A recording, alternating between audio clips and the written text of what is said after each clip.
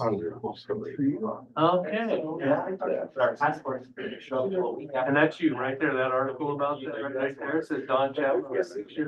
Oh, no kidding. It's a lot of work, isn't it? And it's fascinating. Well, yeah. History of media instead of just so much. Okay, yeah.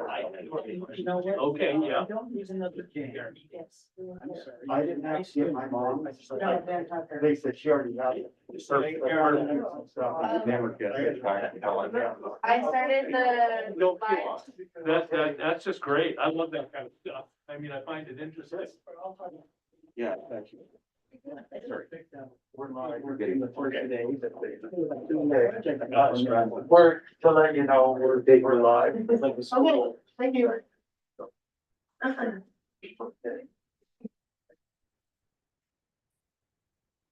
Good evening. The August 8th, 2024 Planning Commission meeting is in session. Call the roll. Please let me know if they're here. Kelvin Barton, that's me.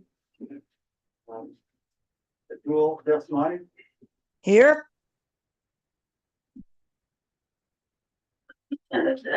Cindy Eisenberg.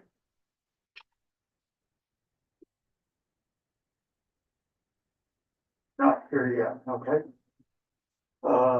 Jim Hansen, Here. Stephen Jackson. Stephen Jackson. Julie Jefferson.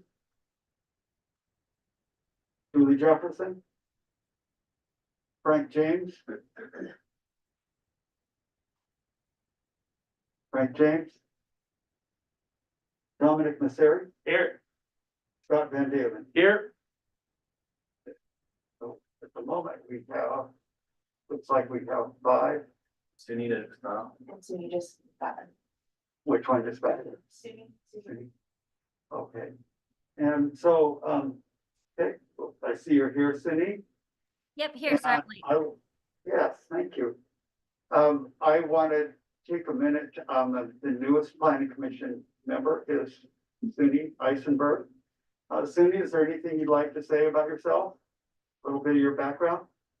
Yeah, hi everyone. Thanks. I'm Sunita, and my background here in Whatcom for the last 21 years is a long history, a laundry list. So I'm just really appreciative to be here, and I'll leave it at that. Thanks so much.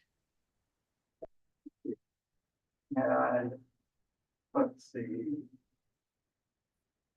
Looking to see who else joined here. Okay. Right. Please join me in the flag salute. I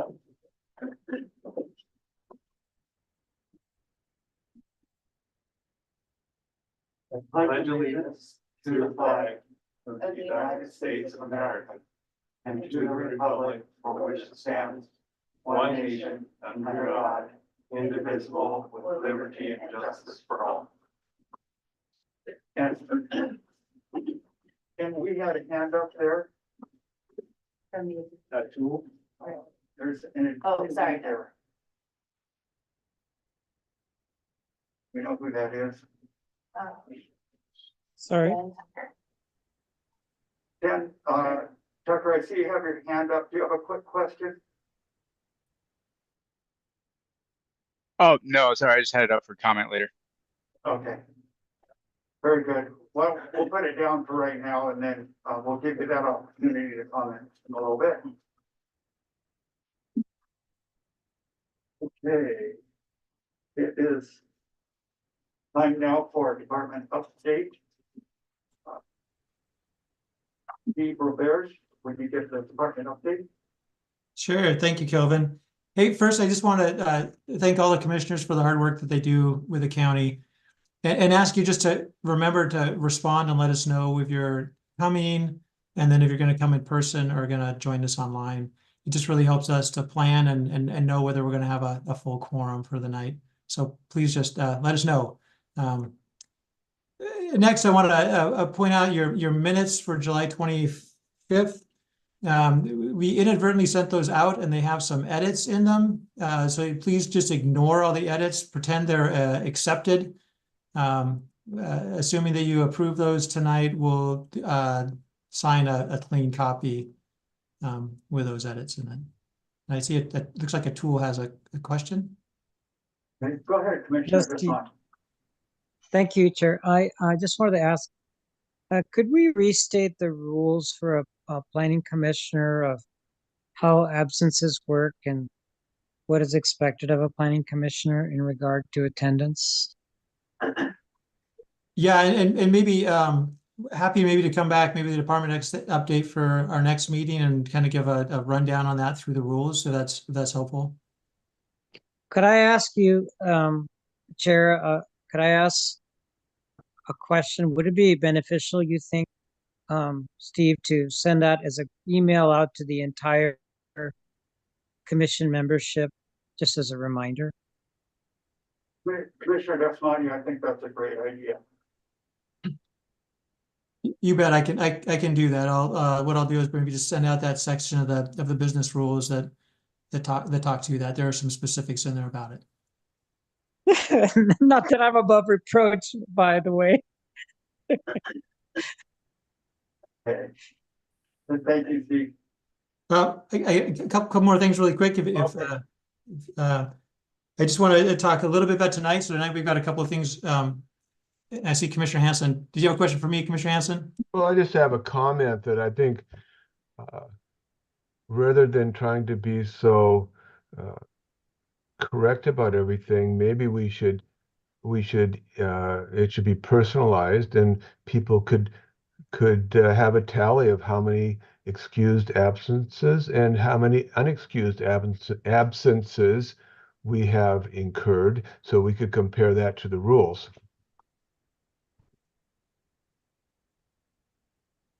Thank you, Commissioner Hanson. That's So, something you could take a look at, Steve.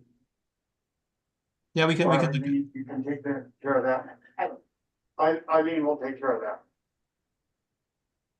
Eileen is our planning commission coordinator for our guests. So for tonight we have. I see Atul's got his hand up. And Commissioner Desmond, did you have more, or did you? No, I just wanted to echo that. I really think that, if I may suggest that, between Steve and you, Kelvin, you guys can figure out the most diplomatic communication, maybe. I don't know what the rest of the commissioners think, but I completely trust you guys to figure out how to communicate the necessary message. Thank you. Okay, go ahead, continue. So we have two items on the agenda for tonight. One, you have a public hearing on, and that is, as you know, the code scrub that Lucas is going to talk to you about here in just a couple minutes. And then we'll be talking about the council's direction and during a work session on the HII and the Bellingham UGA. Upcoming, I want to talk a little bit about the upcoming things you have to look forward to over the next few months. We'll be saying 5290, and that's what that is that's a permit processing and timeline bill that was passed by the legislature last year. That's a big deal to us on the permitting side, and we're going to be bringing back a bunch of changes to code on that, and so we'll see that in the next few months. We'll be talking about that.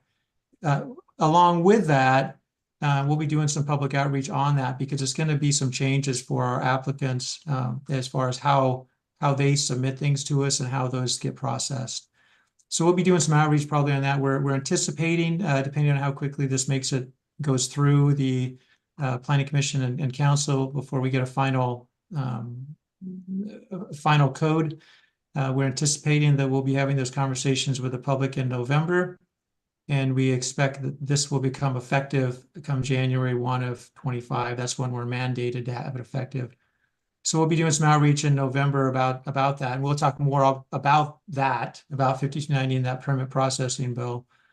We'll also be combining that with, I think Cliff talked a little bit last time about the shoreline management plan, and the amendments to the code have been approved by ecology. So we need to bring those back to council.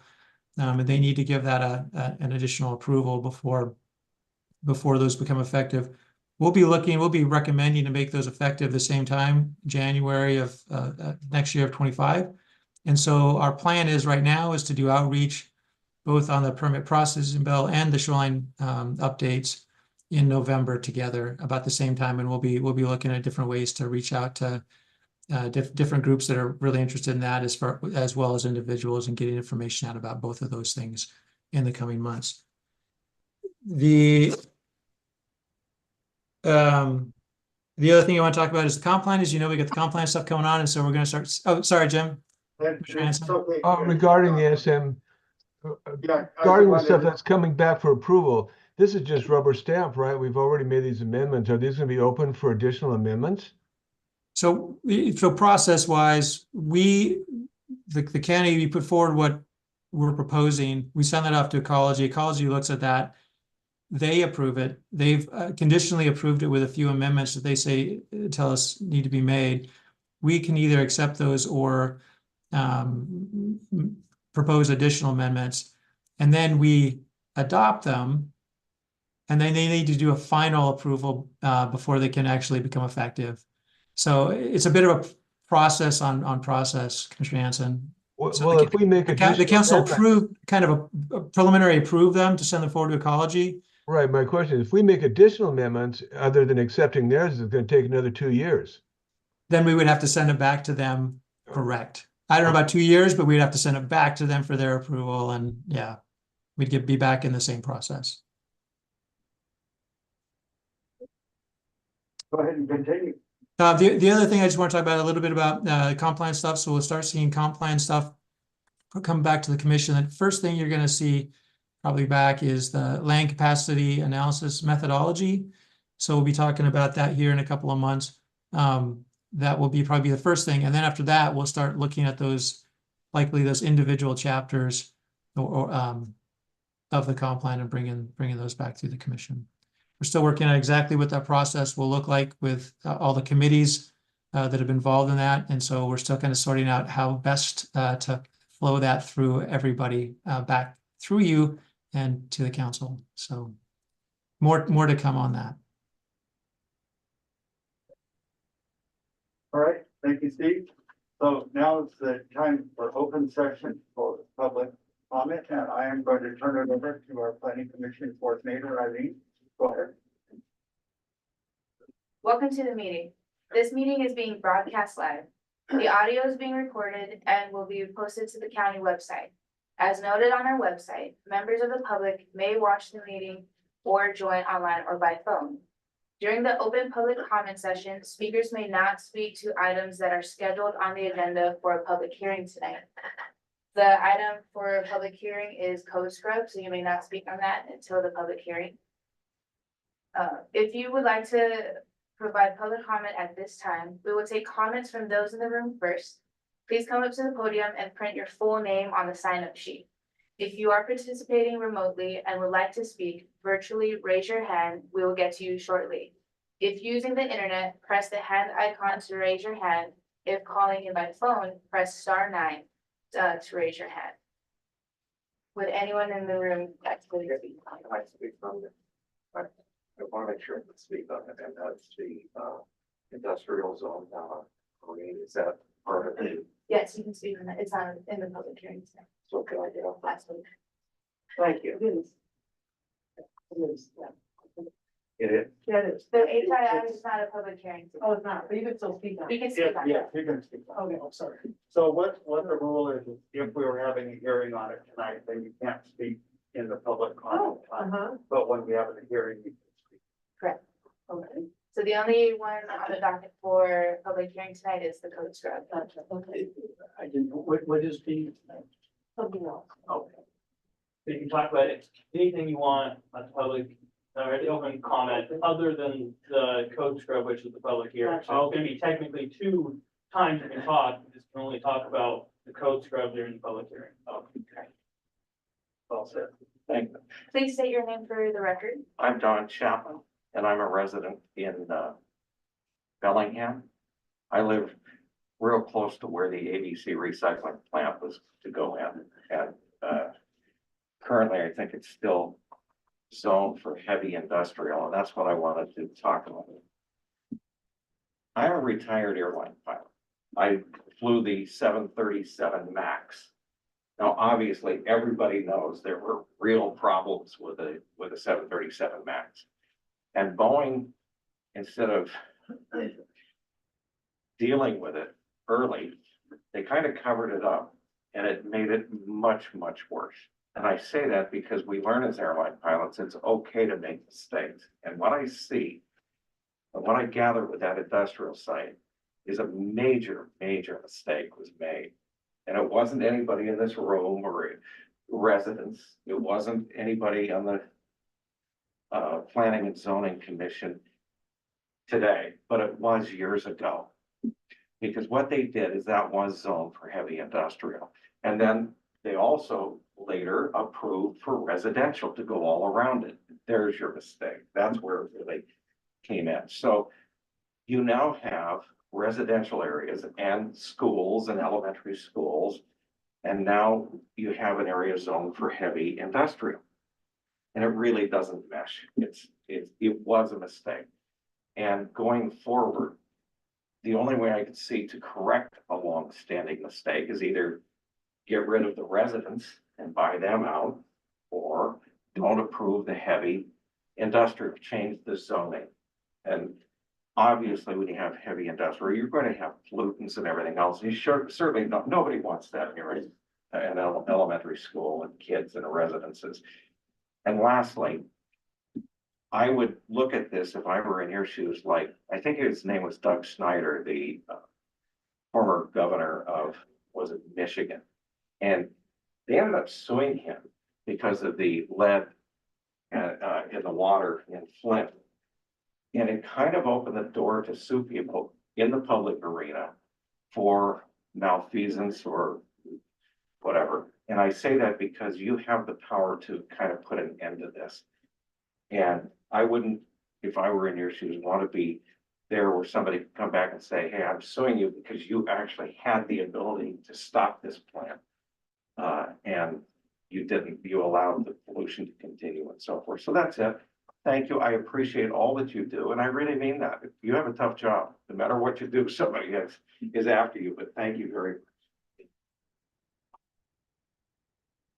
much. Yeah. Please write your name on the sign-up sheet. It's on there. Thank you. I was prepared. Comments. Okay, so my name's Lisa Adams. I'm a Birchwood resident and would save the waterfront. My comments tonight concern the HII and the municipal UGA. ABC pointed out the obvious. A dense residential neighborhood, I'm going to take this one for a second, is no place for heavy impact industry, which is impactful by definition.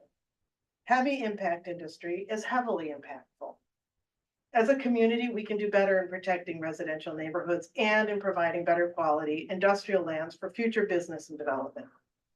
We appreciate Todd Donovan's effort to get the ball rolling with a review of the list of permitted uses and adding restrictions. The existing code language, however, is complicated and confusing. You guys have probably found this out. We think the proper way to go about protecting our neighborhoods is through a rezone. We view this current review process as a stopgap alternative to that temporary moratorium on new HII permit applications until the council can take up the matter of rezone.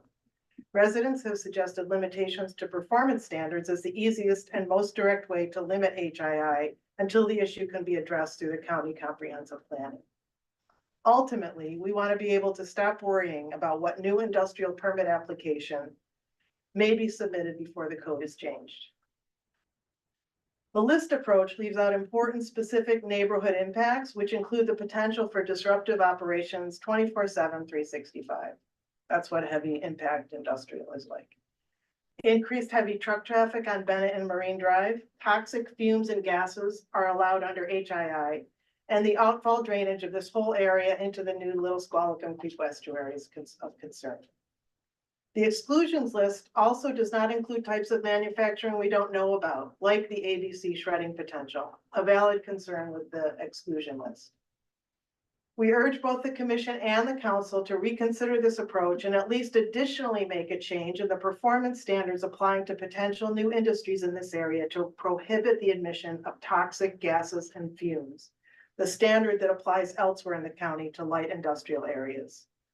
Again, these lands are in the midst of dense residential neighborhoods, and protecting residents from toxic gases and fumes seems to be the least we can expect from our elected and appointed officials in exercising your zoning authority.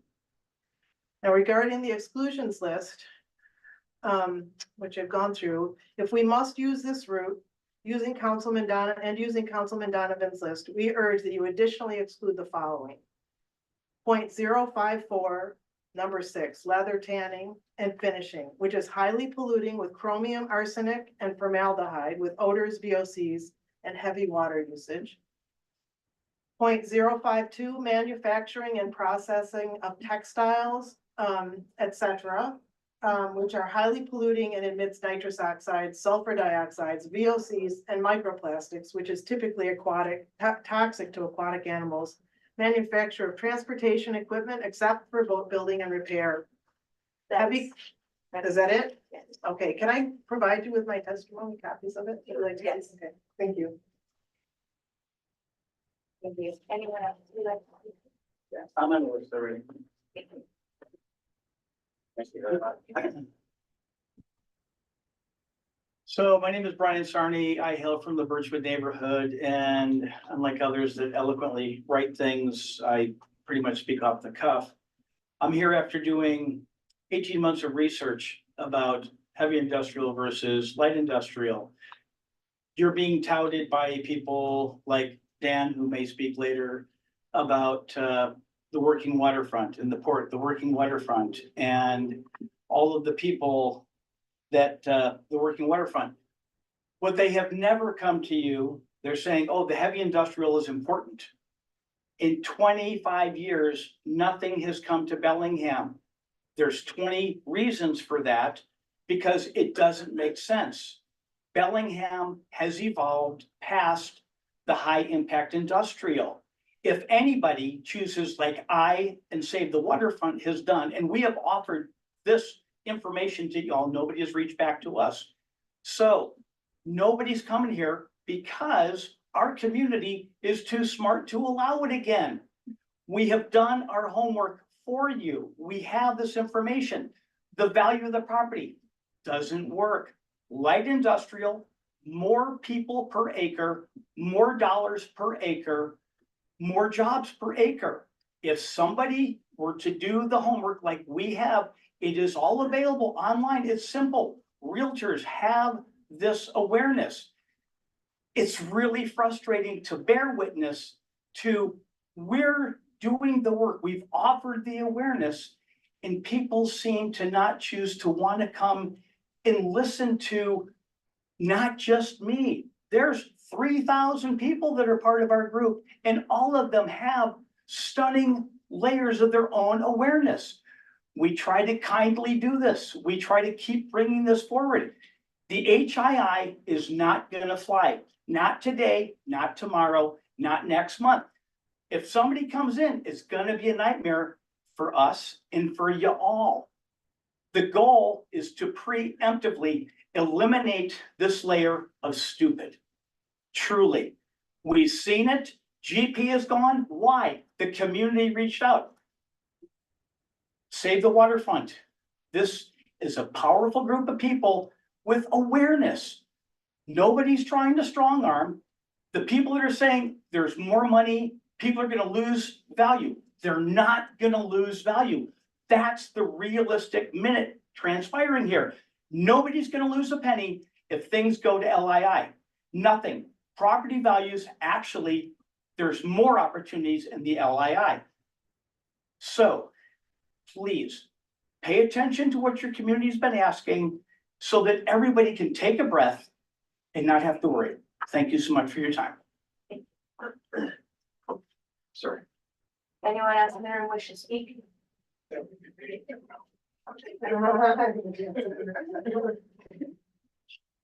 We have 2 attendees virtually.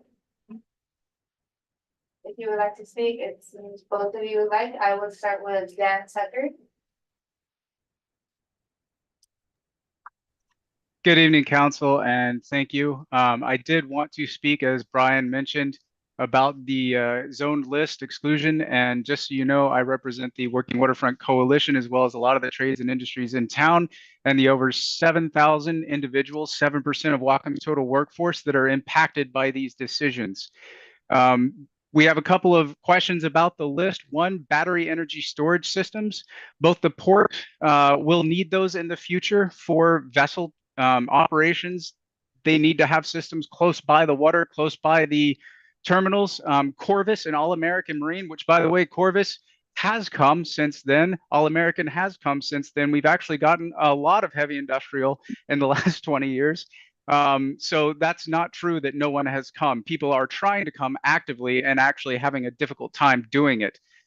Corvus wants to expand into that area. They need to do that to complete the state ferry project that they're working on. So if we want electrified or hybridized state ferries, we need to have battery energy storage solutions in those spaces. Likewise, maritime economy is rapidly shifting to methanol and ammonia fuels. As these new ships change fuels and come in to call for our port, we will need to have those storage for those fuels next to the port. They cannot be stored far away like gasoline. They have to be stored next to where they're being bunkered in order to be effective. Finally, bulk storage commodity is also concerning to the port and to Heidelberg, both of whom envision storing materials on site in the future. Heidelberg especially talked about storing concrete material as a bulk commodity, as well as the plywood manufacturer that's within that area and already operating. Are we going to harm them in their operation? Fears around the community has around this already mitigated through the following codes of 708, 552, and 657 that say appearance must be keeping with the general character of the area and shall not change it. Setbacks are increased to at least 100 feet with vegetation buffers required. And the most important 657 of 2068, all manufacturing or fabrication processes producing off-site impacts of a detrimental nature, which is open-ended, must be sufficiently enclosed to mitigate impacts. When we talk about ABC and was that a mistake? Well, ABC wasn't a mistake because it did not happen. They pulled their permit before it was ever vetted. We're not even certain, looking at these requirements, they would have been approved if these codes were applied. So if these codes are not being used currently, then we need to explain to the community why they're not being used.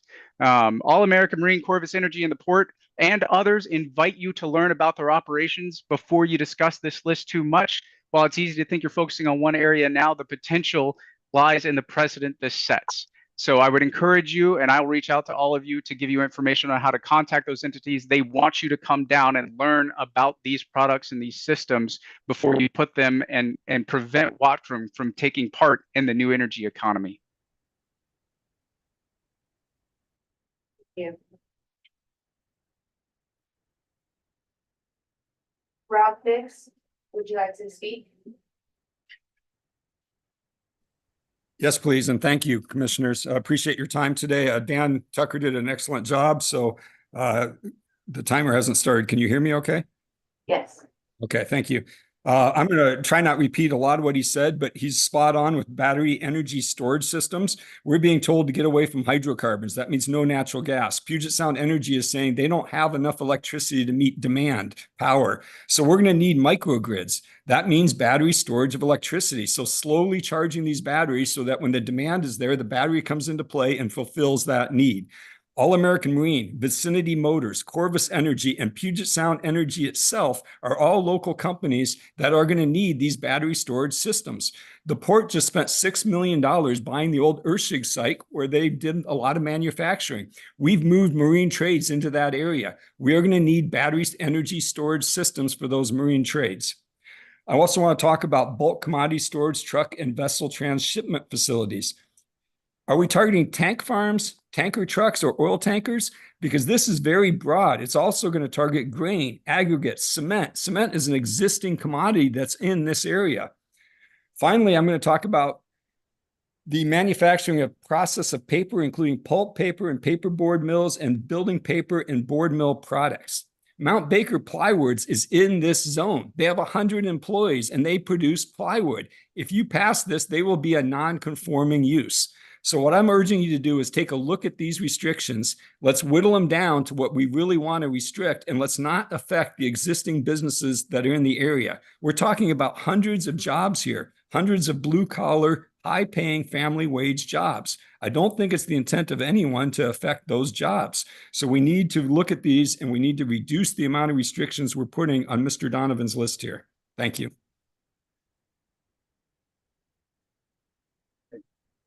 Rob, I'd like to ask you a quick question. If you Yes, can sir. answer that for me. What is the line you're saying, that, impacts the plywood production? It says board mill products. I'm assuming manufacturing of plywood falls under board mill products. Okay. It's Todd Donovan's specific language was manufacturing the process of paper, including pulp, paper, and paperboard mills and building paper and board mill products. That's the language I have in front of me. And we met with Mr. Donovan earlier today, and he admitted he did not want to affect these existing businesses. He did not think it would affect Mount Baker plywood. And I think the way it's written, it does. So I just want to make sure we don't have some unintended consequences here. And I'm sorry I didn't introduce myself. I'm the executive director of the Port of Bellingham. So obviously I have an interest in this, and I apologize I did not introduce myself. Hey, thank you very much. They're all grandfathered. All those industries you spoke of are grandfathered, none of them get touched. They're not in the UGA. Commissioner Hampson, go ahead. Someone help allay my confusion. I was under the impression that the proposed amendments were for HII in the Bellingham urban growth area, whereas most of these things we've been talking about now are actually within the city limits, not the urban growth area. So it expands this greatly in my mind if all these restrictions were to apply to waterfront industries. Am I allowed to speak here? Because Mount Baker. I'm asking you, anyone. Mount Baker plywood is absolutely in the UGA. So is the Ursig's property that we bought, that we want to establish businesses that are going to use battery energy systems. They're not currently using those battery energy storage systems today. They want to use them in the future. We're planning microgrids around to get over this lack of electricity that we're going to have as demands on electricity increase. Puget Sound Energy will be the first ones to tell you they don't have enough electricity to meet the demands as we wean ourselves off of fossil fuels. So where's the boundary between the two heavy industrial zones? For the Mount Baker plywoods, it's right kind of to the south of the Mount Baker plywood site. So it's down in between Bellingham Cold Storage and Mount Baker plywoods. They're absolutely in that UGA, as is the Ursig's property. Thank you very Just much. as a point of information, excuse me, the point of information, board mill products are a paper product, not plywood. And yeah, I'd urge you to find out your facts before you come and present things like that to us, please. Well, the board mill products includes up to 2 inches of wood thickness. It's not just paper products. If you look up board mill products, it's much thicker It's than. not the plywood they're producing. It's a paper product primarily. If that's my understanding at least. And if you have different information, you should provide specific information because it's not plywood. And if you think it is, please present that information in a more formal way. I absolutely think it is. And I'm on a Zoom call, so I can't present you with more information, but I will get that to you, Commissioner James. That would be delightful. For the record, want to note that Commissioner James has joined the meeting. So it'll show up in the minutes for Eileen to make sure she doesn't miss you. Commissioner Desmond. Yes, I want to bring up an adjacent issue, and that is that I am concerned that we repeatedly talk about not wanting to harm existing business, which I share that concern. But in addition to that, having started and run a business in this county, I'm concerned about what kind of a precedent and environment are we creating for the development of new and thoughtful and innovative businesses, some of which the director of the port, is talking about. It's not important. So much of in the regulatory world, we talk about no net loss. But, to get out of the challenges we have today, we have to not just not have any more losses. We have to make some gains. And a big part of that gain comes from innovation. And how is that innovation going to happen if we take very, very strict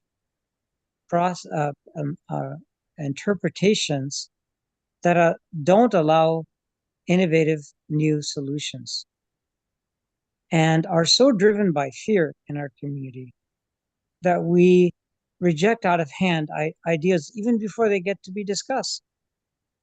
So anyway, that's my concern. And I don't hear that being explicitly raised in this conversation.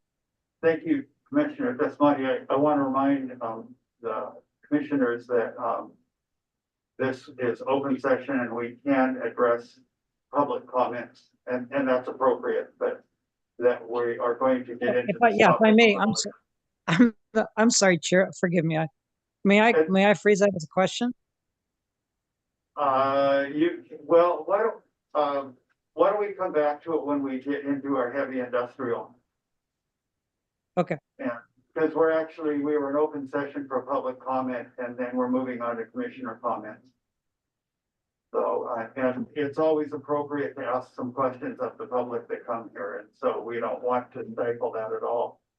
It just seemed like we might be going into an area where we're going to get there anyway in a little bit. So, all right, so time now for commissioner comment. Commissioner comment. Commissioner Desmati. Okay, so if it's, I'd like to ask, since we have him, and it's not often that we get the director of the port here at the Planning Commission, I'd like to hear his thoughts about what these amendments are doing in terms of attracting new business, because economic development falls under the port's responsibility. I'd like to hear what Director Fix has to say about what these amendments do for economic development. And, can we postpone that until we talk heavy impact? It might be more appropriate that than commissioner comments right now.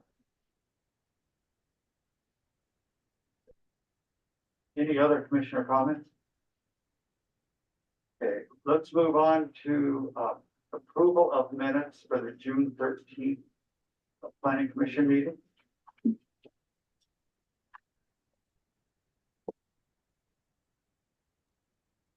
I motion to approve the minutes from the last meeting on the June 13th.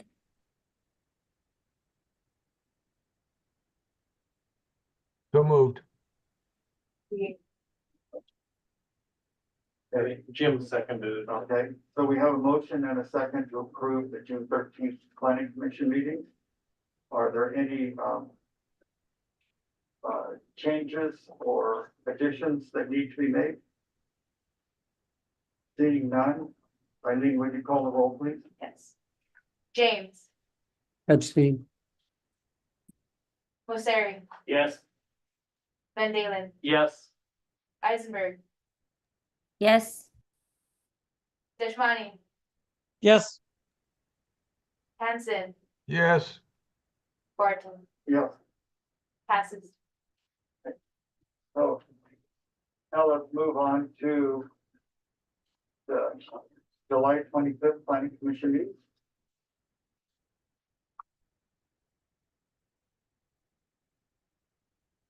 We have a motion to approve the minutes. I motion to approve the minutes.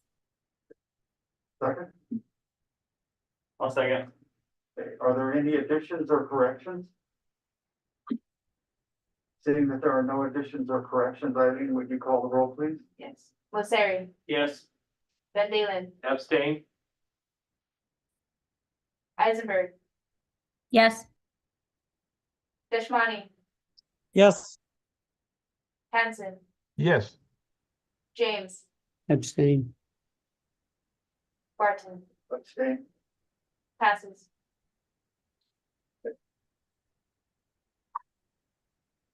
So, the first topic for tonight, is food scrub, it's public hearings and a work session. Cliff, would you take over for this? This would be Cliff Strong, senior planner for Whatcom. Actually, Lucas is gonna be handling this. Okay, oh. I'll be here to help though. Okay, Lucas, Clark, go ahead. Thank you. So let me share my screen real quick. Good evening, Commissioners. I'm Lucas Clark with Planning and Development Services. Today, I'm bringing the annual code scrub back to you. As you remember, last time we already had a work session, so I will do a quick recap of the proposed amendments and also highlight the single-family attached and 0-foot setback. Hey, Lucas, you're not sharing your screen. Oh, I'm not? I apologize. Bam. How's that now? We're, there you go. There we go. Sorry about that. So we've already had a work session, so I'll do a quick recap of the proposed amendments and also highlight the single family attached and 0-foot setback that we came back to you with this year, where there were 6 proposed code amendments, most of which are cleanup, but one of which are policy change. If you want to follow along in the staff report, item 1 was modifications to the personal wireless facilities or cell phone towers. Several modifications were made, and they were all due to federal regulations around permit timelines. Item 2 was adding an additional 30-foot setback when additional equipment is added to existing towers. Item 3 was removing 2 instances of the word significant trees in the Lake Whatcom Watershed Overlay District and the Water Resource Protection Overlay District. Item number 4 was modified from your packet. This is the one we told you we'd come back with after further review. We proposed adding a note in the setbacks table, that top in red on the screen there. This note would allow for a 0-foot lot line in urban residential district, urban residential medium density, and urban residential mixed district. And then in the URM, urban residential mixed, we modified the definition for consistency. Item 5 was the policy change, allowing cannabis retail and light impact industrial district within the UGAs. This change would only allow additional cannabis retail when located in the city's urban growth area and located on the same parcel as a legally established cannabis producer or processor. This is not opening up the LII for general retail. Finally, item 6, this clarifies the rules for issuing permits during the watershed closure. Through this amendment, PDS would issue the permit when it's ready, though the permit would be conditioned on work not being authorized from September 15th through May 31st. This keeps PDS in compliance with HB 5290, which you'll be hearing a lot about later, not tonight, and would also help the permittees, as sometimes banks will not release funds for construction until a permit is issued. Any questions?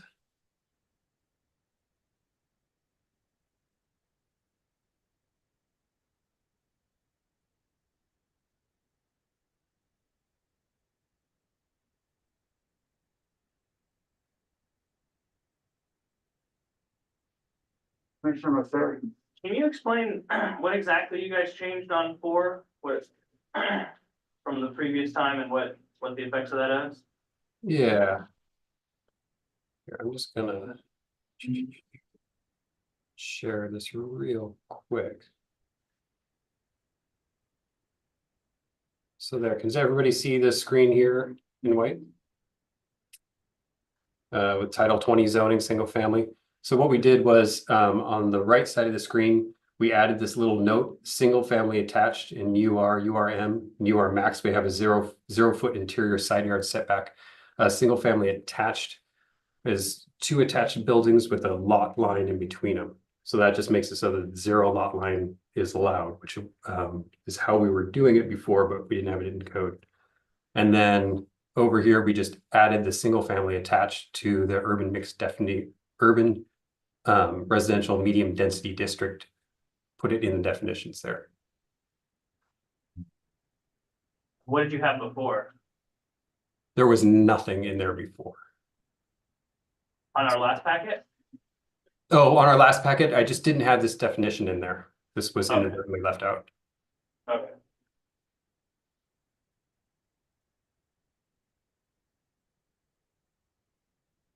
Any other questions for Lucas?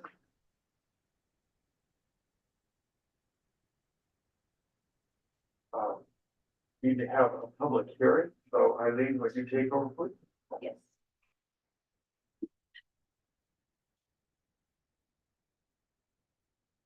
As stated before, the meeting is being broadcasted live and is being, will be posted to the county website.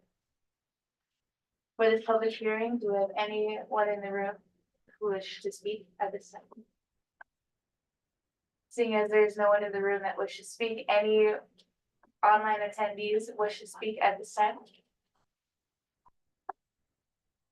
There are none wishing to speak with the All right. public hearing. We'll close the public hearing. Okay. I'm sure.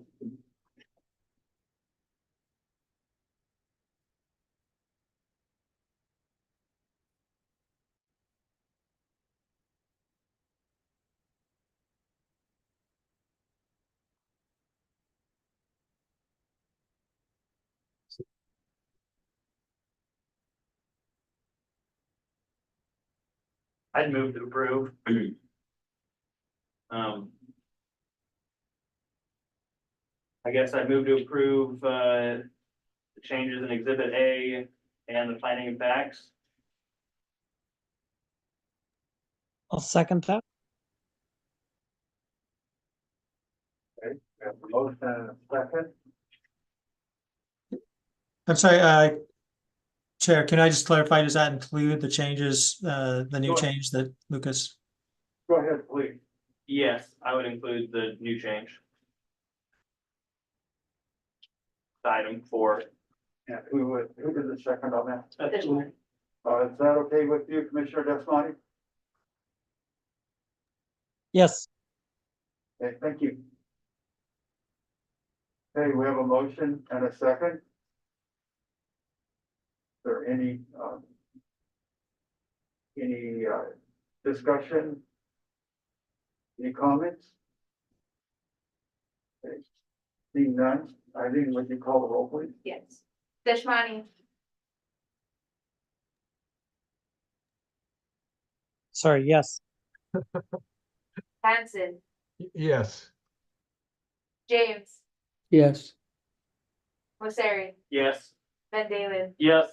Eisenberg, Yes. Barton, Yes. passes.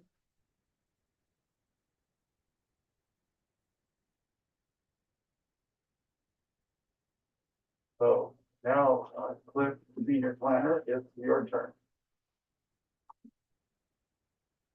All righty, thank you, Mr. Chair. Where'd my paper go? So as you recall, as phase one of addressing the potential conflicts between new industrial uses and the burgeoning residential uses in the Alderwood neighborhood, the council asked the Planning Commission to review the uses allowed in the HII zone within municipal UGAs and recommend which of those uses may no longer be appropriate in the Bellingham UGA. Phase two, which will be done through our periodic update of the comp plan and take longer, will be more holistically considering rezoning properties in the area while finding more areas throughout Whatcom County to zone for both heavy and light industrial uses. So again, we're looking at this as a 2 to maybe even 3 phase project. The commission has held 3 workshops on this phase one matter, but felt the council had not provided enough direction as to what they were looking for. So at your last workshop, you asked us to ask the council for more guidance, as well as question why they weren't considering a moratorium instead. PDS has since met twice with the council's committee of the whole to discuss your questions. Now, regarding the moratorium, the council has considered this approach even earlier than when this got sent to you, but has so far rejected it that was left it open as an option. However, regarding additional direction as to what types of uses might not be appropriate in this area, they've endorsed a list of HII uses that they would like the commission to consider for prohibiting within the Bellingham UGA. That list I've included in your staff report is Exhibit B.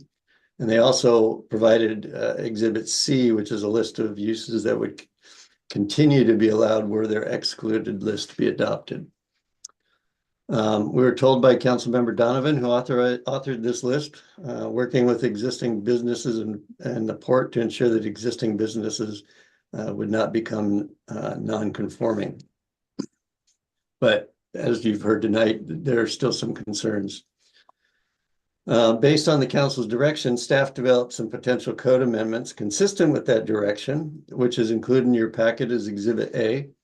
However, the council was clear in asking the commission to use these lists as a starting point, intending the commission to review them, hear public testimony, and deliberate. Additionally, this morning, I received an email from Councilmember Donovan clarifying a few things on his lists. And in it, he pointed out that, and some of these you heard about tonight, while the battery energy storage systems is on the excluded list, it might be a good idea to break these out into categories as we do in other zones and allow smaller systems, which are typically used for on-site business purposes, but perhaps prohibit the larger facilities, which are typically standalone for-profit use. That they just sell the energy back to the PUD. Back to the utility. So in our residential and rural zones, we make a distinction between less than and more than 5 megawatts of storage capacity, with less than being a permitted use and greater than being an administrative approval use. And in both of our industrial zones, we allow them of any size. So if we're going to consider the best, and I don't know if the commission wants to or not, an option would be to break it up into sizes.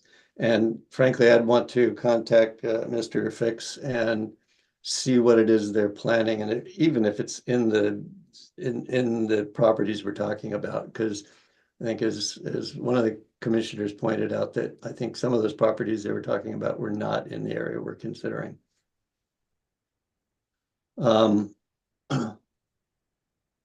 Secondly, he notes that he kind of accidentally put the manufacture processing of paper, pulp, and board mill products on both the included and excluded lists.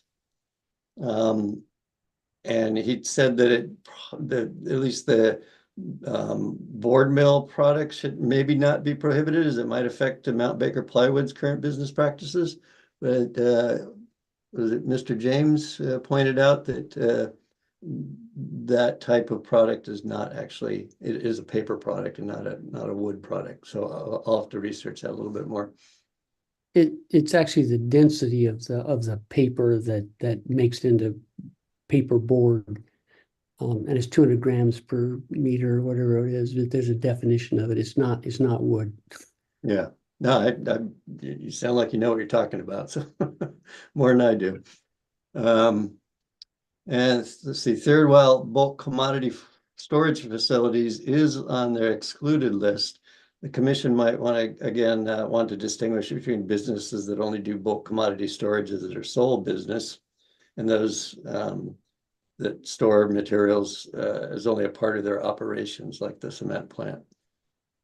You know, when I think of bulk commodity storage, I think of at those giant ports where there's just big stacks of stuff out there. But I know a lot of the businesses do have some storage on site that they use as part of their processes.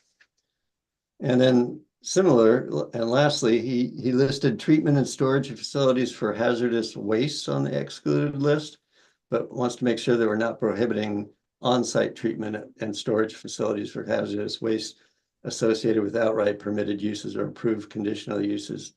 Because many businesses do need to properly store and dispose of hazardous waste as part of their normal business practices. Think of an auto repair shop or something. They have, you know, different chemicals in there. They have to be able to store them and dispose of them properly. His intent was to only prohibit primary uses whose sole function is to treat and store hazardous waste. So Those four things, I think I need to work on the language a little bit more. I'd also like to point out that while we were doing this, because the exceptions for the Bellingham UGA were kind of splattered throughout the code, and they're kind of hard to find, because sometimes you can search UGA, sometimes it's, you know, Bellingham, sometimes it's an urban growth area to find them all. So I'm proposing that we move all those exceptions to for the Bellingham UGA to one new section entitled use allowances specific to the Bellingham urban growth area. So it's all kind of neat and tidy.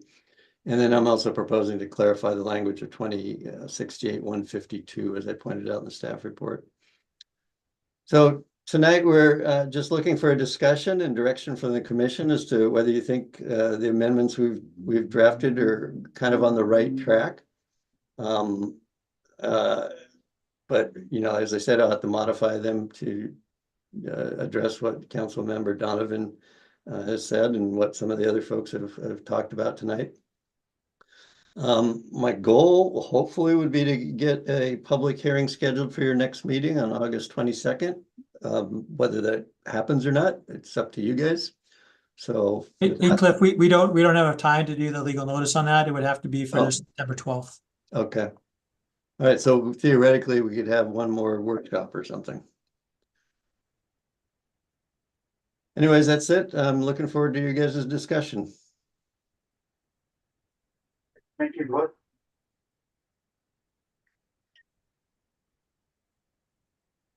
Yeah, no. Just one thing, I wanted to point out one thing, just a little bit of point of order.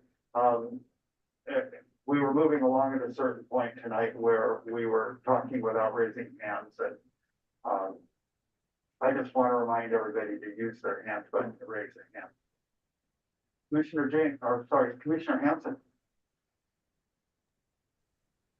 I have something to say, but I don't need to be the first. I was just was responding to your prompting. I've been speaking a lot about this. I'd like to hear what some other people have to say, and then I'd certainly chime in. Commissioner Masseri.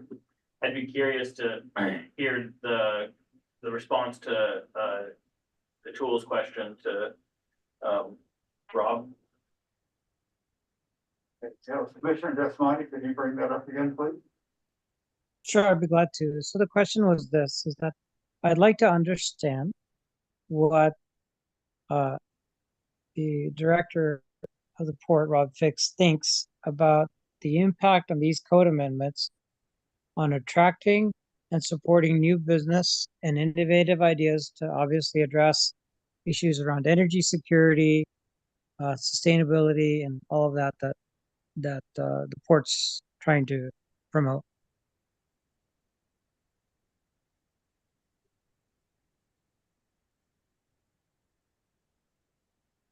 Is Mr. Fix still online? I don't see him. Okay, there we go. Okay, yes. Rob, would you go ahead? Yeah, thank you. I appreciate that. That's a great question, Commissioner. When we're out promoting to companies and businesses, our county, one of the first things they want, the biggest deal to them is certainty. They want certainty in zoning. And what we're doing here is creating a lot of uncertainty for existing businesses. So it's hard to, if you're a business owner, put yourself in a business owner's shoes, and you're thinking about doing something in Whatcom County, and you're watching a zoning be changed on the fly, and you're also looking at Moses Lake where that's not happening. You want the certainty of knowing that that zoning is going to be in place and that you're going to be a conforming use for a long time. You're not going to be an unconforming use. No one wants to be unconforming because you're just a pen strike away from being out of there. So the answer to your question is it becomes really hard to recruit businesses if you have these kinds of changes. Now, there's a lot of things on Council Member Donovan's list that will never happen in the area, and they absolutely should be restricted. We have no problem with that. But when we're talking about things like board mill products, and there's a little disagreement about what that means, but if you Google it, the Google answer is up to 2 inches of wood. And you're just going to, it may be okay to say that, okay, it's only paper products until someone comes forward and has a complaint because they got a beef with Bellingham plywood and they say, or Mount Baker plywood, and they say, this is now not conforming to the zoning because it's a board mill product. I just Googled it. It shows that that is a non-conforming use. We want to create certainty in zoning to attract businesses. All right, thank you. Commissioner Hanson.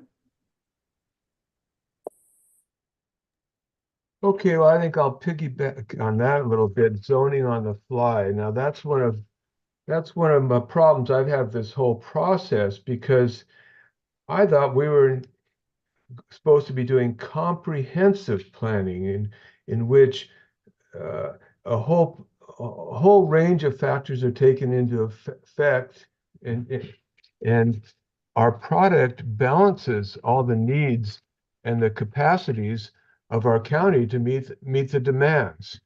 So when we pluck out one area and decide to change that on the fly, there are cascading implications on everything else we do, but we're nailing down that particular area and putting ourselves in a untenable position in terms of what happens everywhere else. Now, so I was going to call it Frankenstein zoning. Well, actually, that's what I'm going to call Frankenstein zoning, is the idea of taking a zone and changing its very nature by amending it so much that it's nothing like heavy industrial. Now, do we need heavy industrial? Maybe we don't need heavy industrial, particularly in that area. In fact, my bias is in those residential areas that I don't want to prejudice myself or future decision making, but it makes a lot of sense when I hear people say that these heavy industrial uses are not compatible near the residential neighborhoods.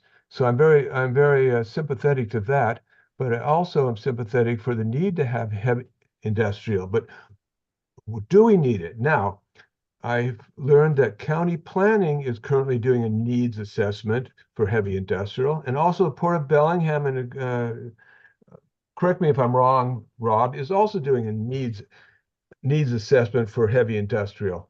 So it just doesn't make a lot of sense to de facto changing a heavy industrial without adding it somewhere else unless it's not needed. Hey, that'd be great.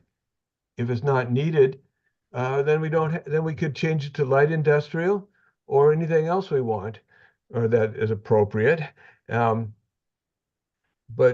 I'd like to see us do this within the context of the comprehensive plan rather than on the fly. And I think it does send a wrong message to people who might want to own or expand businesses here, and also to our constituents that when something comes up, we just willy-nilly try to cobble something together. And I don't think that's the way we should do things.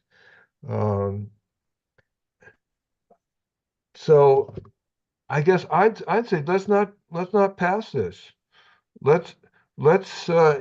I'm inclined to do a resolution to the council in support of a moratorium on new permit applications in the UGA HID until the zoning updates are changed, or until we make those revisions.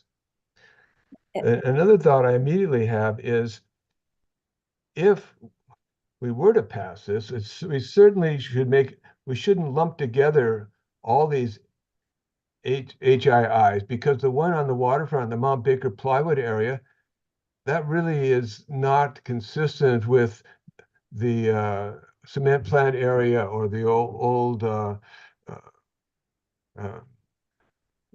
wood mill area where they make the telephone poles. I mean, I think that is more consistent with the heavy industrial within the city of Bellingham, and they're interrelated. So other thing is, I think this Frankenstein zoning is way too complex, and it's a big waste of staff time. They're having to redo things and redo things because it just doesn't make sense what they're trying to do. So they're trying to do something unnecessarily complex, and there's a lot of demands on staff time that I don't think should be wasted on this. So I would propose that we resolve to council that we are in support of a moratorium on new permit applications in the heavy industrial areas, specifically in the area of the cement plant and I forget what we call the telephone pole making place, but exclude, you know what I mean? We had to clean up that toxic mess because there's a recreational open space between these zonings, and so I think we could. I don't have a problem if they don't put a moratorium on new permits in the Mount Baker plywood area. In fact, I think that would be appropriate because there might be some important stuff that's consistent with our needs that could go in there, but that the other two heavy industrials up the hill and uh, uh, up the bluff should be put in moratorium for new permit applications. Commissioner Eisenberg, go ahead. Thank you. I am new to this space and just wanted to agree or show support with what Jim had just said. It reminded me earlier of a space I was in to talk about the HEAL Act and making sure we lead with environmental justice, and knowing that that space in the UGA is in a historically Black and brown neighborhood that has part of the University of Washington's health disparities map.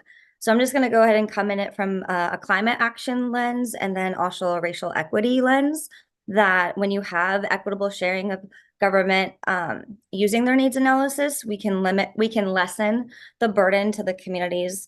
So the cement plant, I also want to share my bias that I am less than half a mile from the cement plant, and prior to I don't know, I'll just name it so that people know. Prior to my appointments here and prior to the purchase of the sale, that was being involved in a community conversation to build a community center and housing.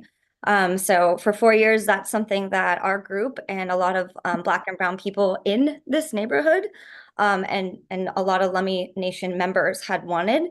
And it really just highlights the fact of what happens when big money and big developers don't take their time.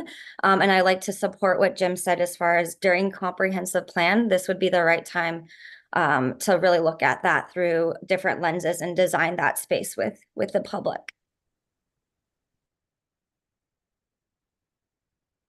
Yeah.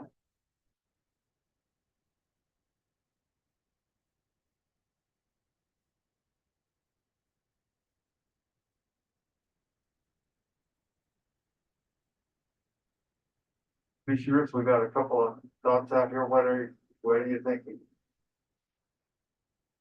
I forgot your name, but I'd call him. I'm Brian. Brian got his hand raised. Okay, Commissioner Massey, thank you. Go ahead. So none of us is against industry. Our only concern. Brian, will you do me a favor and give your full name so that it comes in on the recording and then it makes it easier for Eileen to do the minutes? Brian Sarney.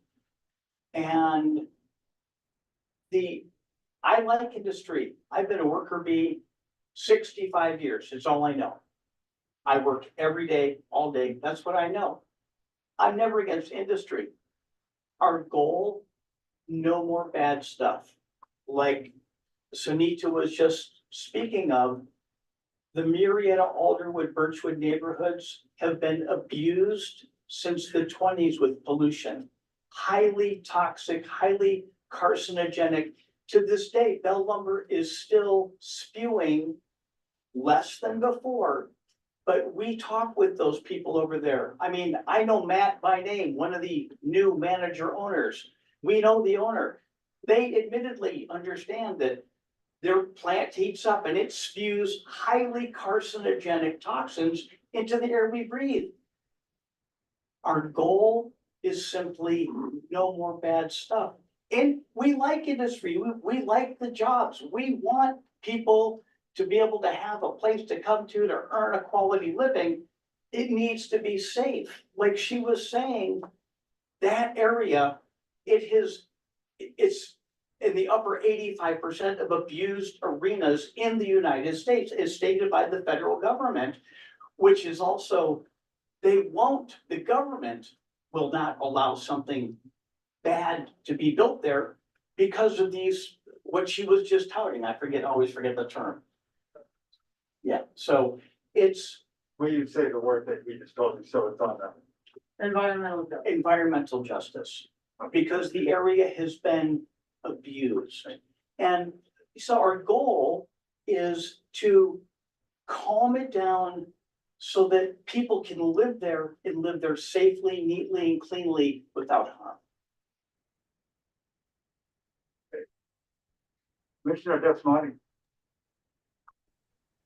Well, I don't mean to sound or excessively optimistic, but I feel like this could be a golden opportunity for a new kind of community conversation about what kind of economic development we want to see. That almost everyone feels, and I have to say almost everyone, because someone will be against anything. Commissioner Desmani, can I interrupt just for a moment? Can you speak just a little louder? Okay, so it seems like this is a golden opportunity to develop a vision for this UGA in heavy industrial area, for there to be collaboration between community, those responsible for economic development, and PDS as part of the comp plan process. It seems like a golden opportunity to do things really right.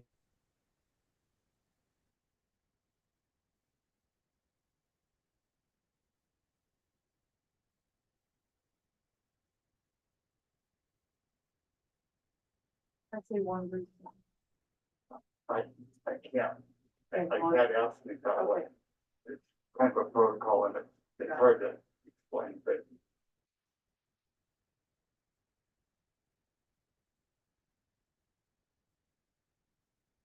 That's mine. Well, I'm inclined to support what Jim was saying about a resolution to the council about the moratorium.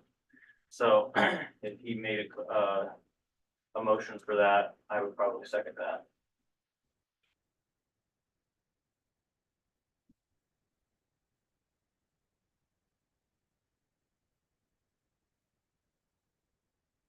Sunita has a hand. Do you know, and what's, can I go? Commissioner Iceberg, just a Sorry. moment, wait, Commissioner Hanson, go ahead. I'll let Commissioner Eisenberg say what she had to say, and then I'll follow her, if that's okay. It was a quick question. I'll defer. It was a quick question. Do we know what date the next county council meeting is so that we would know when this resolution would need to be at their table?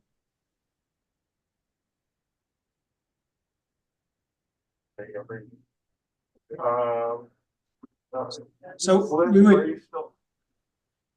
Cliff, are you still on here? Can you answer that? Oh, go ahead, Steve. I was gonna say, so what we would need to do is put together a resolution for the commission to consider. So we could bring something back to the commission, but we would want to actually have something written up for you to consider. I certainly wouldn't recommend that you do it on the fly tonight. I think there's those things never work out well. But we could bring that back to the commission for them to consider. And then get it to the council at their next meeting after that. I believe they just have one meeting in August. And I think that's over. That was this last Tuesday. So they don't have any more meetings until September. And if we were to do this, if this is what the commission wants to do, we'd have to put it, some whereases and some reasons for it. Oh, I guess I would scrape some of the conversation that we held tonight to try to put those together. But Thank you, Cliff. Commissioner Hanson, do you have more to say there? Yes, thank you. What Cliff says makes sense, that we don't just throw something out there and hope it sticks. But I would wonder what the intent of the group is about whether we should make this moratorium only apply to the upland portions of the Bellingham UGA HID and thereby exclude the Mount Baker plywood area from it.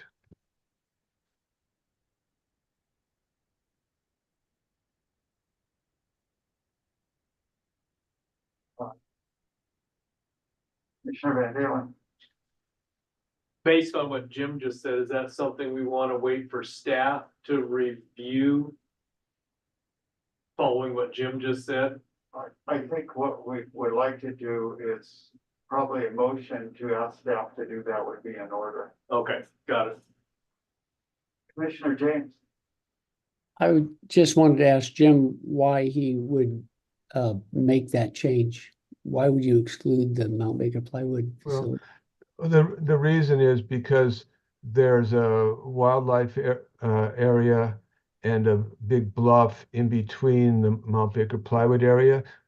And that is adjacent to the rest of the industrial area around the Port of Bellingham. So it makes sense that operations already underway there might need to have some permits to support their ongoing activities that this moratorium might get in the way of. And I'm particularly concerned about new pollution spewing businesses going up in the areas around the cement plant and the wood treatment area where it affects so many of the residential people. Thank you.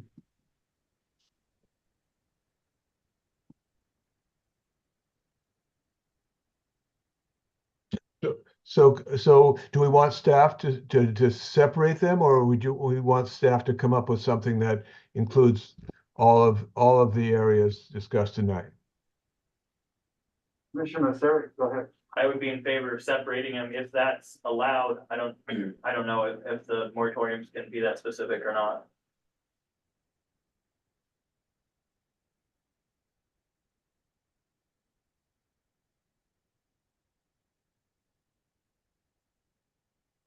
Commissioner Deschanel, go ahead. I just want to put it in context what we're doing here. We as a planning commission don't have the ability to undertake a moratorium ourselves. What we have the ability to do is to pass a resolution requesting county council to consider it. And part of that is going to require, before it gets to county council, it's going to require staff engagement and involvement and research.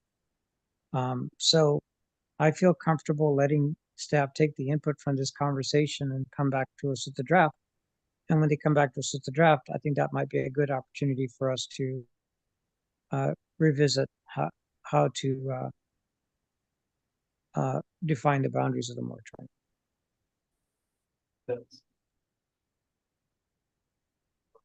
Go ahead, Steve.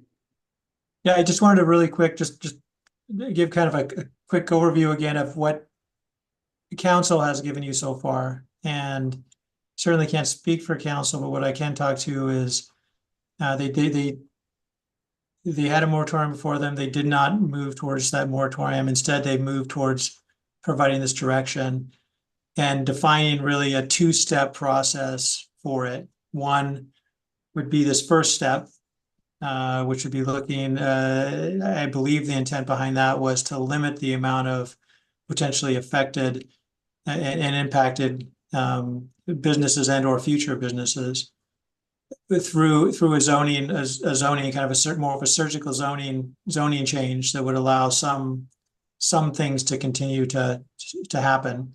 At the same time, the second phase would be that done through the comp plan amendment, which would look at the larger picture, exactly what you're talking about, Commissioner Hanson, and involve more folks and be a much more involved and comprehensive view. And so I just want to like kind of put that back out there because that was the council's kind of direction back to the commission when the commission asked those questions. The commission can certainly make recommendations as they see fit. Cliff, did you have a comment for us for more information? Yeah, the other thing I'm trying to figure out is if the commission truly doesn't want to act on this, apart from the moratorium, but on the code itself. The Whatcom County Code requires that all land use control proposals go through the planning commission. So it almost seems like you guys have to act on the proposal itself. If you do not want to do it, you might have to act on it. And we'll have to talk to our legal folks about this, but we may have to hold a public hearing anyways for you to deny it. So that it gets to the council with that recommendation. I don't know yet. Just throwing that out there is something we got to figure out. I've never had to deal with this before. Cliff, let's talk before we go any further. Commissioner Desmani. Well, Chair, this is a question for you. You and I have been at this planning commission for a while. Do you remember this kind of difference of opinion that's this significant between the planning commission and the county council? And do we have anything to go back to recall how we handled this in the past? I hate to say this, but this reminds me of the Cherry Point refinery, the industrial area there at Cherry Point, where there were a lot of factors. And so we took several months to go through it all, but there were many, many factors. And I keep looking at this list, and everybody in here, including the citizens, have slightly different opinions on this list.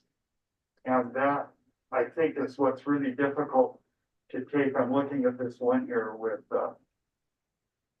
we have 9, 8. We've got close to 20 items, and to take them all in a packet and say yay or nay on it, I think that's what is, it reminds me of exactly the urban growth area out there at Cherry Point, the industrial growth area.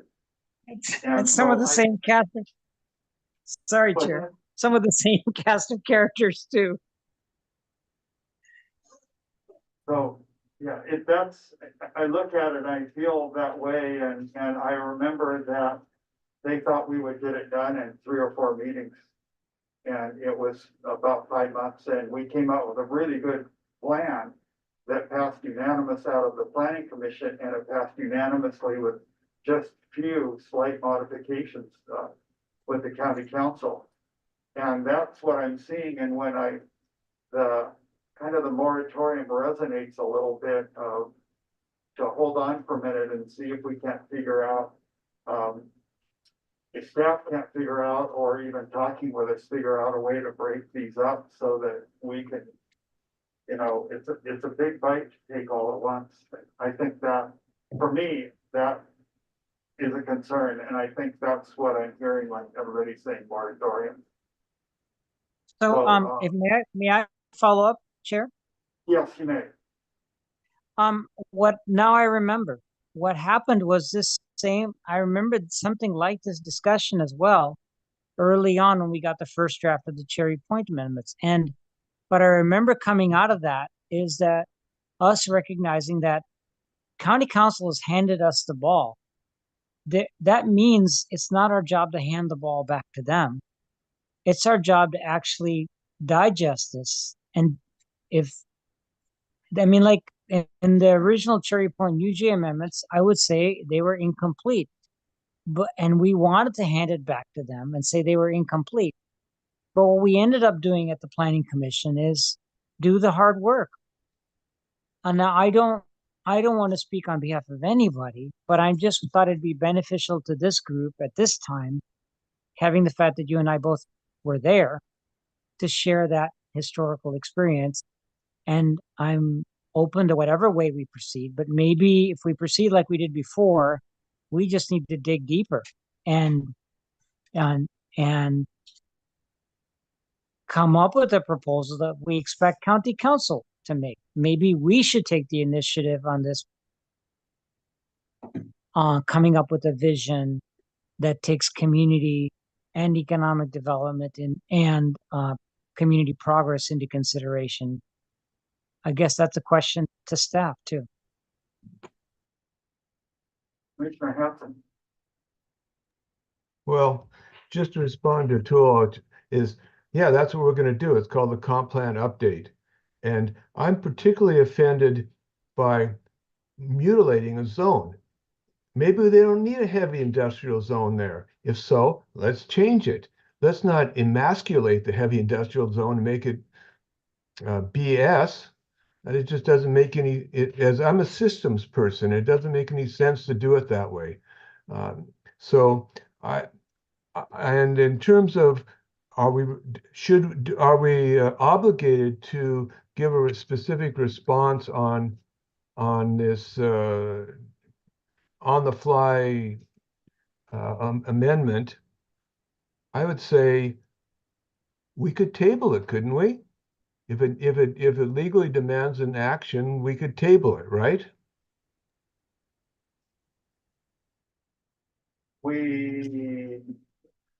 I believe that we could, but I could be wrong on that. So, Commissioner Van Dalen. Well, just based on the fact that we would, if we go down the road of working on this, look at the items that we talked about on Exhibit B, the excluded list. And we right away went treatment and storage facilities for hazardous waste. In construction, we're storing hazardous waste all the time and have to do it correctly and can't just let it sit in the back of a pickup truck. And that alone right there is one flashpoint. Then we have the board mill products. We're getting one definition, we're getting another definition. So there's a lot here, just in that one Exhibit B list right there. I mean, it just touches everything. Not that that's an answer to anything. I'm just bringing up this, I'm making a statement. Commissioner Desmond. I also wanted to state that I do have a concern of appearing that the planning commission is failing to or unwilling to do its job. And I'm not saying that's in the minds of anybody here in this group, but I want to recognize the fact that the county council has handed us this ball, and tabling it might seem like we're insubordinate.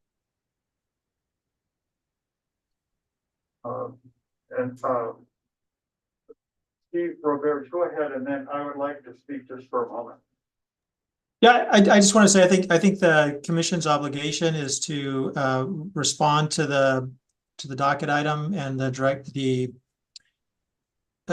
information that the council has given them. I think how you respond to that's up to the commission. But I do think you need to respond in some way. And not necessarily at this moment or tonight, but there needs to be something that comes out of the commission as a recommendation back to the council. Sure. So I want to, Commissioner Desmond asked about, what happened when we were out at Cherry Point. And I'm looking at this and I'm going to ask everybody just to be open-minded, and because I am open-minded on this, but I'm going to look at this. And one of the things we have, the proposals at Cherry Point was that the industry could not do anything that would increase the production of product. And this was really nice because we had a lot of meetings, but the industry said, we can get this, and they gave the example. I'm gonna just kind of ad lib on it.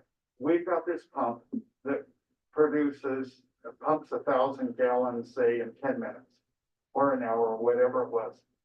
It's inefficient. It takes more energy to run that pump. And when we need to replace it, there actually is a replacement there, but it does 1,050 gallons per. And so the initial proposal was that you couldn't do anything in the plan was that you couldn't do anything that would increase or could increase production. But the industry's explaining that we don't get exactly 1,000 gallon pump, and they made it more efficient. So we want to buy this 1,050 gallon. And so I'm thinking of that one. And we actually solved it. That was we had this real discussion, and that was an eye opener for all of us. So I think maybe the way to grab this, I'm looking at the battery energy storage system. And I don't know a lot about it, except that I know that they keep putting them alongside some of the substations so that when they hit peak, they can draw off of it and they can fill it up during the night. And we've actually had them come in here to us.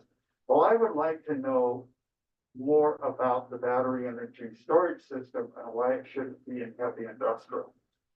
I mean, I'd really like to know, not just it does this or it does this. I'd like a deeper discussion, and that's how we handled the refinery. Is we had these deep discussions. It took us a while. And we weren't supposed to take that long, but we decided we really were gonna do this right. And so I'm just looking, I started breaking this down into packing, you know, there's 3 of them that are holding pins associated with packing houses, slaughterhouses, and there's 3 of them there. And I'm thinking if we could take these and break them into pieces or groups, that then we could attack the groups. And then some of them, it was the pumps. We didn't know why it was there. But we learned that there was actually one that used less resources, but it happens to pump slightly more. And that was a good alternative. So we allowed those things. So I think Commissioner Desmond, your question was really good to me earlier. And I think we should break this up into pieces and then start asking the questions, go down it and figure out what it is. Is it viable? I know that people have spoken about that, and then what we're here for is we're trying to figure out if there is a solution that leaves everybody relatively happy. And when we did the refinery, and I said it before, it was unanimous on the planning commission, and it was unanimous in council. Commissioner, Sarah, go ahead. Yeah, the one thing that I'll say how this is different than Cherry Point is that the council stated that this is just phase 1 of this as a stopgap because of the concerns of something coming in and applying for a permit that the community doesn't want. They're gonna go over not dissecting the specifics of the heavy industrial, but what even zoning they should have there. So we're setting ourselves up to spend an awful lot of time going through all this in a zone that's gonna get rezoned, and everything we do is gonna get thrown out. So it just seems, one, it's a bad way to go wrap out zoning, but it's also gonna be a huge waste of time. And I think that if, you know, we have not approved things that they have sent to us before. We can go through a hearing, say we don't approve this, we don't recommend it, and say we think you guys should look at the moratorium again. We're allowed to do that. That's part of the process, is for us to gather information and get back to them. So that is my feeling about it, rather than having us open this up for, I mean, we're opening up a very long process that by the time we're done with it, this thing could get thrown out about the time we're finishing up.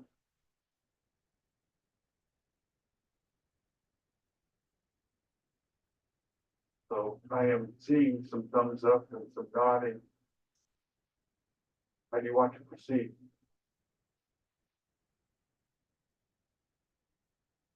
Done with that. We'd like, can we put that in a motion? We want to discuss it some more? I don't even know if that needs to be a motion, or Go ahead. I don't know if that needs to be a motion. I think that, my feeling is that if we don't want to, yeah, I'm not exactly sure, but I guess I'll let Steve go if there's something to say. Commissioner James, go ahead. I just, a question is there already a motion on the floor? There's not. Okay, great, thank you.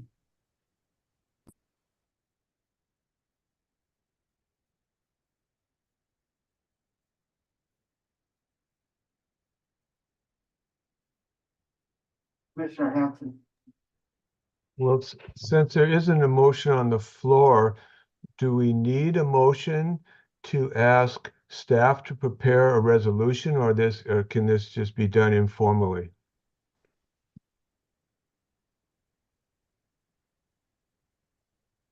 Steve's grin. What would you prefer, Mr. Robert?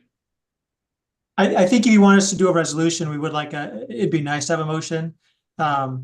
Whatever you decide, we would just like some clear direction coming from the entire commission, if possible, or at least the majority of the commission. Was that a good non-answer, Jim? Sorry. So I kind of have I'm not kind of interpreting System Planning Director Robert that motions are more powerful and they're absolute rather than resolutions. It just gives us as staff a little, well, I mean, just a little more like, this is really what the commission wants. And if that is a resolution, that you would like, that would be nice that if you did that in a motion. Or if you'd like to, if you'd like more discussion, that doesn't necessarily have to be in a resolution, but we would like to see, you know, the majority of the commission really asking us to do that. So I think we are Commissioner Hanson and then followed by Commissioner James. Go ahead, Commissioner. Well, Hanson. since Cliff reminded us that we have to have all those whereases and et ceteras to do a resolution, I would just like to see if we can request staff to prepare a resolution to the council recommending a moratorium on new use permits in the Bellingham UGA HID area with an option of separating the waterfront area from the rest of the UGAs in that vicinity. And I'm wondering if we can just do it that way and get a second and vote on it. Commissioner James, go ahead. Yeah, I think we need to do a motion simply because it would be clear. There are many people who are silent and haven't spoken up. And I think once we have a motion and a second and a formal. Well, I was trying to make that as a motion. I was making that as a motion. Yeah, that gives clarity, I think, then to the staff so they know what we're asking them. And then there's no room for confusion about what the sense of the group was. So great, I'll second it. Commissioner Hanson, we'll move along to Commissioner Desmani in a minute, but Commissioner Hanson, we need some specific language.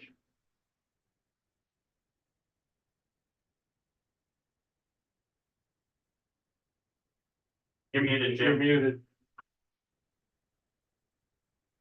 Good, thank you. Whatcom County Planning Commission requests Planning Department staff to prepare a resolution for the Planning Commission on enacting a moratorium for all new use permits in the Bellingham UGA HID with an option of excluding the waterfront HID area from the moratorium.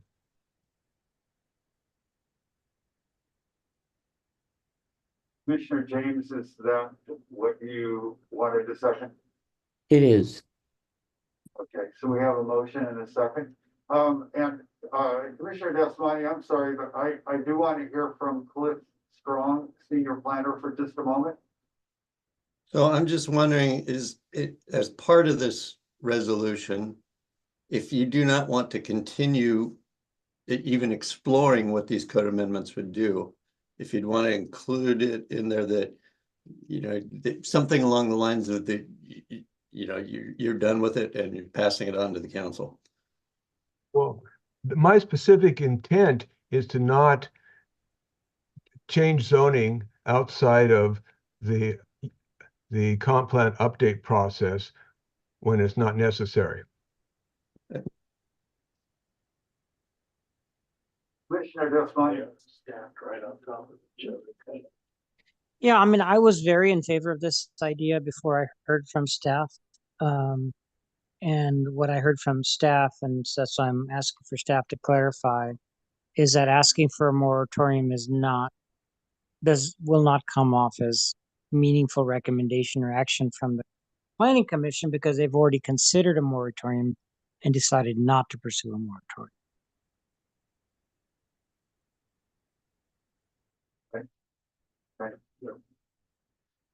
Commissioner Masseri.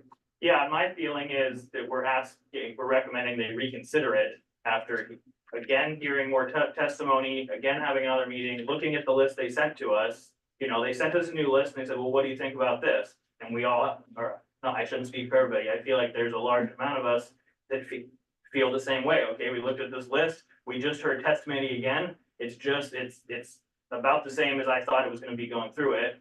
So again, I feel like we going through the process, we considered it, and we're again recommending that maybe a moratorium is the best option.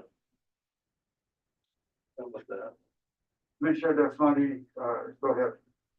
Okay, well, boy, I'm sounding like a waffler here, but now this is interesting. What we're asking is for staff to consider, because we don't direct staff.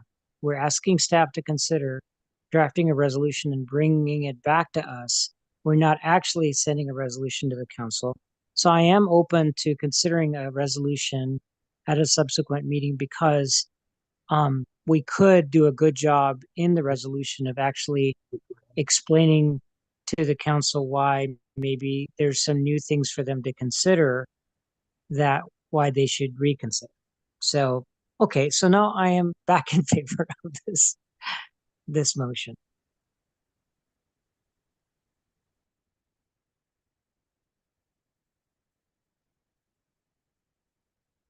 And I will ask a question, what we gain from a resolution to have a moratorium, because at some point this has to get resolved. Commissioner Masseri. Yeah, and I think it's gonna be resolved when they do the comp plan update. Okay. So that's my feeling, is that this is going to be ultimately resolved. It's really the discussion is what's the stopgap. And Cliff Strong, when is this part going to be dealt with the comp plan update? When is what? I've had a hard time. So we're working on this project. When does this need to be done for the comp plan update? What's the timeline for that part of the comp plan update? So sorry, Cliff, I'll jump in here. We're required to be done with the comp plan by the end of December in 25.